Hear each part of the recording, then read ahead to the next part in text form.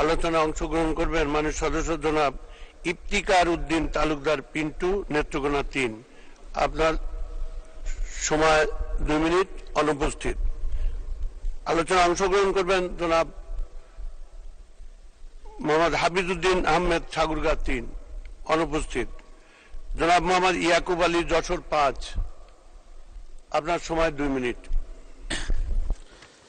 বিসমিল্লাহির রহমানির রহিম। মাননীয় স্পিকার, আপনাকে ধন্যবাদ। আমার নির্বাচনী এলাকা Jessore 5 Monirampur.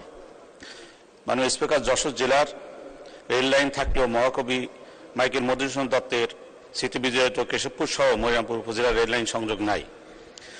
Bangladesh rail line master plan অনুযায়ী দেশের প্রত্যেকটি জেলা রেল সংযোগের আওতায় আনয়নের সরকার কাজ করে যাচ্ছে। এই জন্য আমি মাননীয় প্রধানমন্ত্রীকে আন্তরিক ধন্যবাদ ও কৃতজ্ঞতা জানাচ্ছি। মাননীয় প্রধানমন্ত্রীর প্রতিশ্রুত প্রকল্প অনুযায়ী যশোর জেলার নাবার্ন হতে সাতক্ষীরা জেলার মুন্সিগঞ্জ পর্যন্ত প্রকল্পের বৈদেশিক অর্থায়নের সংগ্রহের জন্য রেলপথ মন্ত্রণালয় ও অর্থনৈতিক বিভাগ 2016 সাল হতে চেষ্টা করে যাচ্ছে। এই জন্য আমি মাননীয় রেলপথ মন্ত্রী ও মাননীয় পরিকল্পনা মন্ত্রীকে ধন্যবাদ জানাচ্ছি। কিন্তু মাননীয় মন্ত্রী, আপনি জানেন যে বর্তমান যে প্রকল্পটি আছে, সাতক্ষীরা যেতে যশোর হতে প্রায় 30-35 কিলোমিটার অতিরিক্ত পথ ঘুরে যেতে হয়।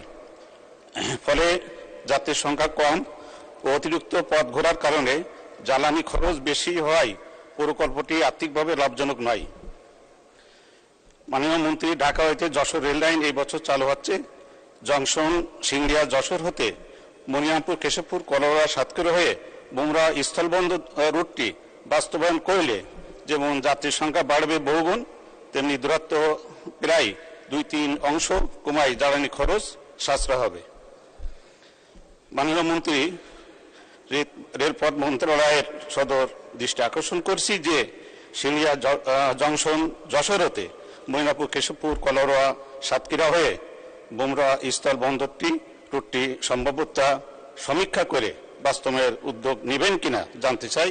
মাননীয় স্পিকার, আপনাকে ধন্যবাদ। ধন্যবাদ মাননীয় সদস্য। এখন